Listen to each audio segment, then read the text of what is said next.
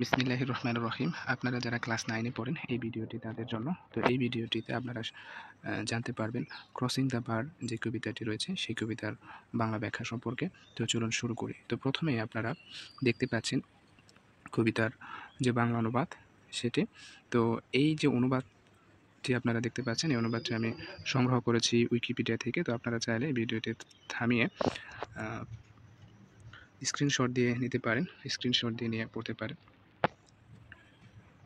তো এই ভিডিওটিতে আমি কবিতার যে বাংলা অনুবাদ সেই বিষয়টি নিয়ে আলোচনা করব না। এই কবিতার যে ব্যাখ্যা অর্থাৎ এই কবিতাটি দ্বারা কী বোঝানো হয়েছে সেই বিষয়গুলো নিয়ে আলোচনা করব। তো প্রথমে আমরা কবিতাটি সম্পর্কে বেসিক কিছু জানব, অর্থাৎ অল্প বিস্তর মাত্রায় আমরা কিছু ধারণা লাভ করব। তো চলুন শুরু করি। ক্রসিং দ্য বার কবিতাটি আলফ্রেড লর্ড টেনিসন রচনা করেছেন। কবিতাটি মৃত্যু এবং মৃত্যুর পরবর্তী জীবনের প্রতীকী অর্থ বহন করে। কবিতার সারমর্ম: ক্রসিং দ্য বার একটি মেটাফরিক্যাল কবিতা যেখানে কবি মৃত্যুকে সমুদ্র যাত্রার সঙ্গে তুলনা করেছেন। এখানে বার অর্থাৎ সমুদ্রের মুখের বালুচরকে জীবনের শেষ সীমা হিসেবে দেখানো হয়েছে, যা পার হলে মানুষ মৃত্যুর জগতে প্রবেশ করে। কবি মৃত্যুকে স্বাভাবিক এবং শান্তিপূর্ণভাবে গ্রহণ করেছেন এবং মৃত্যুর পরে স্রষ্টার সঙ্গে সাক্ষাৎ কামনা করেছেন।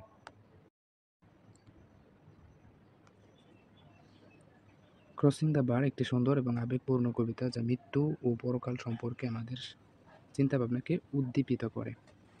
তো কবিতার কিছু গুরুত্বপূর্ণ দিক রয়েছে, দেখুন। উপমা: সমুদ্র ভ্রমণের বিবরণ মৃত্যু ও পরকালের সাথে কবির ব্যক্তিগত অভিজ্ঞতাকে তুলে ধরে। তারপরে কিছু প্রতীক রয়েছে এই কবিতায়, তার মধ্যে হচ্ছে পাইলট অন্যতম। দেখুন, এটা হচ্ছে ঈশ্বর, মৃত্যুর দেবদূত বা কবির আত্মার নির্দেশক। আর বার হচ্ছে আপনার মৃত্যুর প্রতীক, সমুদ্র হচ্ছে পরকালের প্রতীক, আর সূর্যাস্ত হচ্ছে মৃত্যুর প্রতীক। ছন্দ ও তাল এবং ভাষা এই দুইটা আপনারা পড়ে নিতে পারেন। ক্রসিং দ্য বার কবিতাটি সাহিত্যের একটি গুরুত্বপূর্ণ অংশ। এটি মৃত্যু ও পরকাল সম্পর্কে একটি চিন্তাশীল ও আবেগপূর্ণ বিবৃতি যা পাঠকদের প্রজন্ম ধরে অনুপ্রাণিত করে আসছে। তো এবার আমরা এই কবিতাটির বিস্তারিত ব্যাখ্যা সম্পর্কে ধারণা লাভ করব।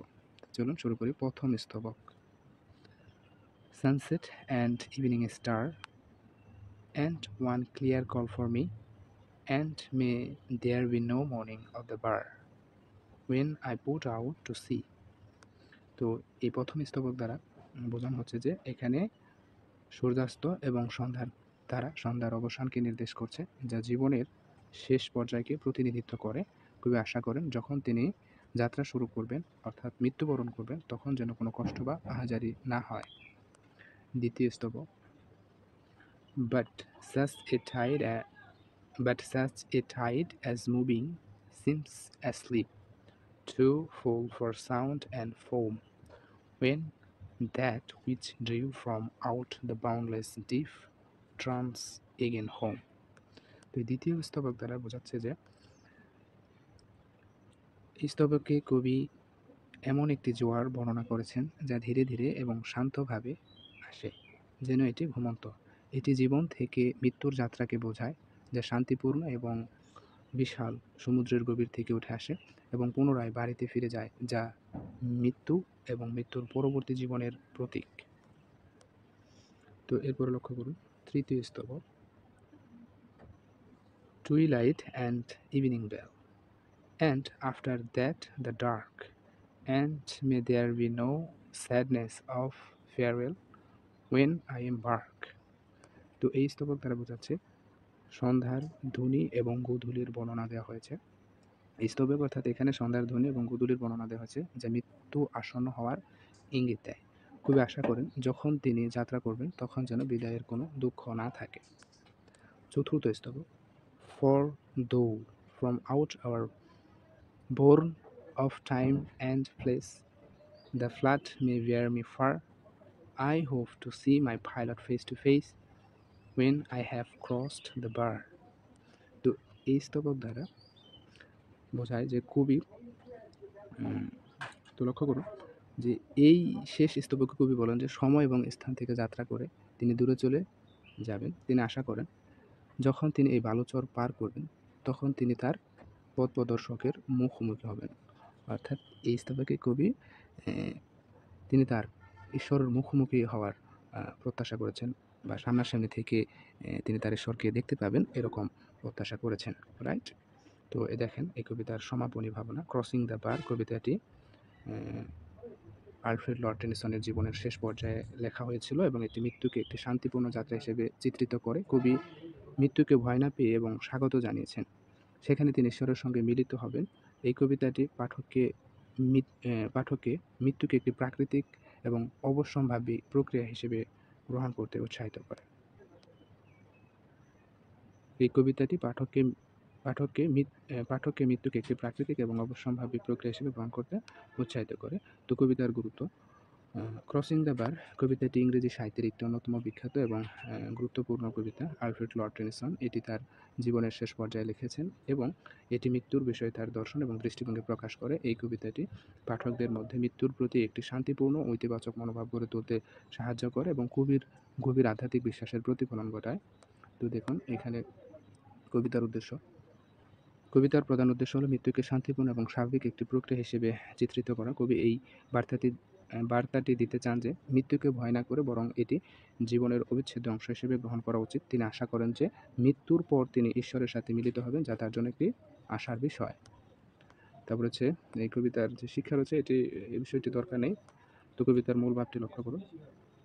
কবিতার মূল ভাব হলো মৃত্যুর প্রতি একটি ইতিবাচক ও শান্তিপূর্ণ দৃষ্টিভঙ্গি। কবি মৃত্যুকে সমুদ্রযাত্রার সঙ্গে তুলনা করেছেন, যেখানে বালুচর পার করা মানে হলো জীবনের শেষ সীমা পার হওয়া। তিনি এই যাত্রাকে ভীতিকর বা দুঃখের কিছু হিসেবে দেখেন না, বরং এটি একটি শান্তিপূর্ণ যাত্রা, যেখানে তিনি তার পথপ্রদর্শকের সাথে মিলিত হবেন, অর্থাৎ ঈশ্বরের সাথে মিলিত হবেন। কবিতাটি মৃত্যু এবং মৃত্যুর পরবর্তী জীবনের বিষয়ে গভীর আধ্যাত্মিক চিন্তার প্রতিফলন ঘটায়। Alfred Lord Tennyson crossing the bar কবিতায় ব্যবহৃত বিভিন্ন রূপকের অর্থ চলেন ব্যাখ্যা করা যাক। তো এই কবিতায় যে রূপক রয়েছে তার অর্থগুলো সম্পর্কে এখন আমরা জানবো। দেখুন, সানসেট অ্যান্ড ইভিনিং স্টার এর অর্থ হচ্ছে সূর্যাস্ত এবং সন্ধ্যার তারা জীবনের শেষ পর্যায়ে নির্দেশ করে। এটি জীবনের শেষ এবং মৃত্যুর আগমনের প্রতীক। ক্লিয়ার কল অর্থ হচ্ছে মৃত্যুর আহ্বান। এটি একটি পরিষ্কার, অনিবার্য এবং শান্তিপূর্ণ আহ্বান, যা জীবনের সমাপ্তির দিকে ইঙ্গিত করে। তারপর হচ্ছে বার, সমুদ্রের মুখের বালুচর, যা জীবনের এবং মৃত্যুর মধ্যে সীমারেখা নির্দেশ করে। এই রূপকটি জীবনের শেষ সীমা বা মৃত্যুর পরবর্তী জগতের প্রবেশদ্বারকে বোঝায়। তারপর হচ্ছে পুটিং আউট টু সি এর অর্থ হচ্ছে মৃত্যু এবং মৃত্যুর পরবর্তী যাত্রা। এটি জীবন থেকে মৃত্যুর দিকে যাত্রাকে চিত্রিত করে। টাইড, জীবনের জোয়ার ভাটা, এটি সময়ের সাথে জীবনের গতিশীলতা এবং শেষের দিক যাত্রা করার প্রক্রিয়াকে বোঝায়। তারপর হচ্ছে বাউন্ডলেস ডিপ, বিশাল এবং অসীম সমুদ্র, যা অনন্ত জীবনের প্রতীক। এটি মৃত্যুর পরবর্তী অজানা এবং সীমাহীন জগৎকে ইঙ্গিত করে। টুইলাইট অ্যান্ড ইভিনিং বেল এর অর্থ হচ্ছে সন্ধ্যার সময় এবং ঘণ্টার ধ্বনি, যা জীবনের শেষ পর্যায়কে চিহ্নিত করে। এটি জীবনের সমাপ্তি এবং মৃত্যুর আগমনের প্রতীক। এমবার্ক অর্থ যাত্রা শুরু করা, এটি মৃত্যুর যাত্রা শুরু করা এবং জীবন থেকে বিদায় নেওয়ার প্রতীক। ফ্লাড, সমুদ্রের ঢেউ যা কবিকে বহন করবে, এটি মৃত্যুর পরে আত্মার যাত্রাকে নির্দেশ করে। পাইলট অর্থ হচ্ছে পথপ্রদর্শক, যা এখানে ঈশ্বর বা স্রষ্টাকে নির্দেশ করে। মৃত্যুর পর কবি আশা করেন তিনি ঈশ্বরের মুখোমুখি হবেন। কবিতার সারাংশ দেখুন। ক্রসিং দ্য বার কবিতায় টেনিসন জীবনের শেষ এবং মৃত্যুর যাত্রাকে রূপকের মাধ্যমে চিত্রিত করেছেন।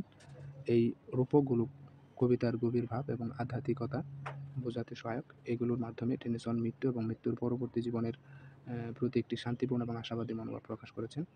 আলফ্রেড লর্ড টেনিসনের ক্রসিং দ্য বার কবিতার বিষয়বস্তু মূলত মৃত্যু এবং মৃত্যুর পরবর্তী জীবনের দর্শনে। কবিতাটি মৃত্যু এবং তার পরবর্তী জীবনের সঙ্গে সম্পর্কিত বিভিন্ন দৃষ্টিভঙ্গি এবং ভাবনার প্রতিফলন ঘটায়। তো বিষয়বস্তু বিশ্লেষণ, এই টপিকটা আসলে দরকার নেই পড়ার। তো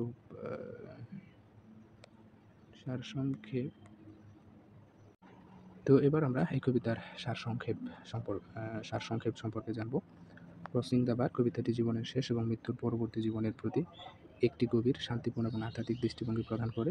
কবি মৃত্যুকে ভয় না করে বরং এটি জীবনের অবসম্ভাব্য সমাপ্তি হিসেবে গ্রহণ করেছেন এবং মৃত্যুর পর স্রষ্টার সাথে মিলিত হওয়ার আশা প্রকাশ করেছেন। এই কবিতাটি পাঠকদের মধ্যে মৃত্যুকে একটি স্বাভাবিক এবং শান্তিপূর্ণ প্রক্রিয়া হিসেবে গ্রহণ করতে উৎসাহিত করে। তো আশা করি কবিতাটি আপনারা একদম পুঙ্খানুপুঙ্খভাবে বুঝতে পেরেছেন। যদি ভালো লেগে থাকে তাহলে অবশ্যই আপনারা লাইক, কমেন্ট এবং সাবস্ক্রাইব করবেন। See you again next time.